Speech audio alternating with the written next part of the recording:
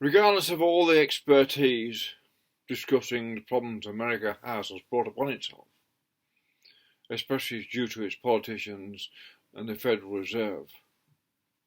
But there's a very simple way to understand why it's going through the situation it is, with this massive economic upheaval it's suffering through. It's because of the speculation in the housing and rentals and assets that's driven the cost of rents up far beyond its economy to sustain the rents and the mortgages. And because the wealthier people are, the more easy it is for them to speculate on assets, especially accommodation and rental assets. The more they've inflated the cost of them. So therefore they've got to keep wages down, which means people can't keep up with paying the rents as much as they could if there was a more sensible and logical approach to housing and accommodation itself as part of an economic package. There used to be in England before Maggie Thatcher came along and ruined it in the north of England. Now people pay 20% of one person's income rent, or in Australia for mortgages. And then they came along and commercialised that part of the deal and begun then disrupting the economy here in Australia as well as it is in America. The biggest disruptor in the world, as anyone read Adam Smith, is the inflation of housing. And the inflation of cost of housing in the middle of cities means the cost of doctors, nurses, police and all that will also go up accordingly because you've got to pay all those people. And they have to have somewhere to live. And Adam Smith described this over and over again. But another part of America's problem is that when it started to offshore its manufacturing, went over to China and got the Chinese to start manufacturing things. Well, the Americans were very good at manufacturing. They did that because the incentive to make more and more profit to those corporations and those politicians, they could be involved in speculating more and more on housing and assets and accommodation and that sort of rental things for shopping centres and all that sort of stuff.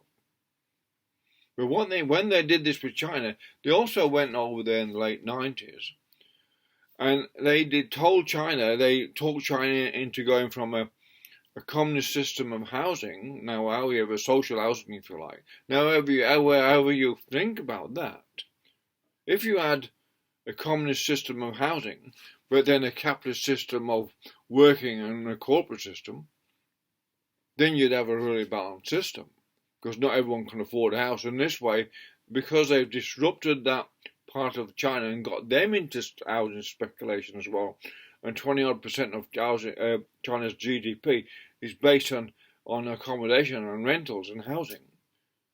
That is also causing them massive disruptions as well. And this is cascading now into America and into China and on all the world's economy.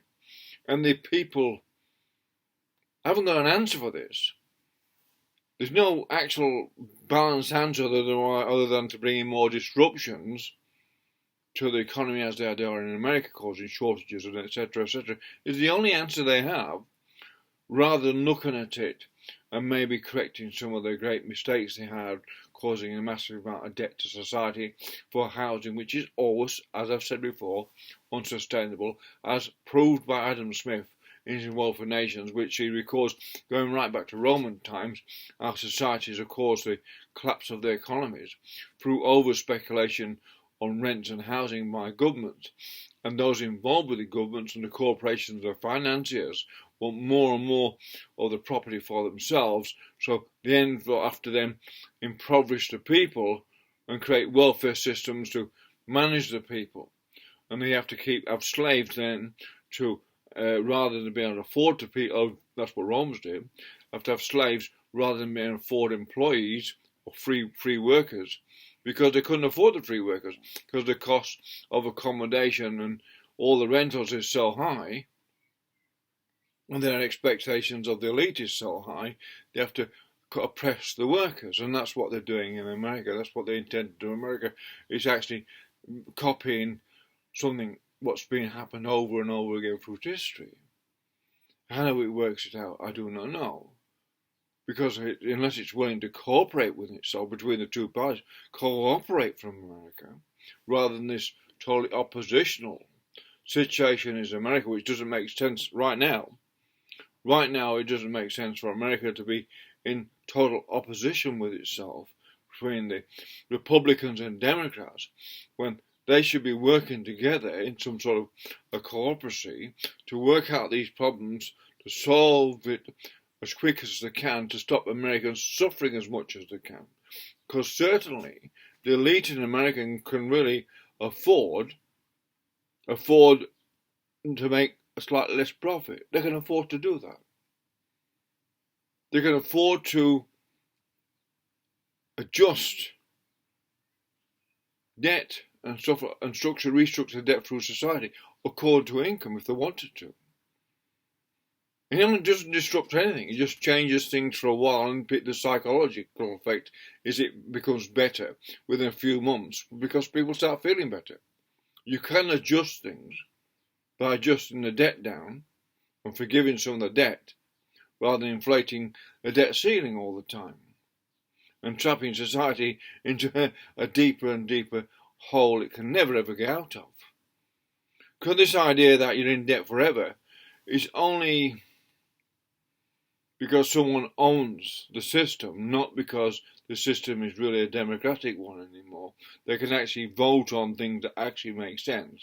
Because there's a dichotomy between the Federal Reserve, which is a private banking association, and the democratic system itself never was going to work, because the Federal Reserve is going to look after its own interests and the interests of all those involved with that sphere of influence, which is a contradiction to the idea of having a free democratic society with free will and free choice.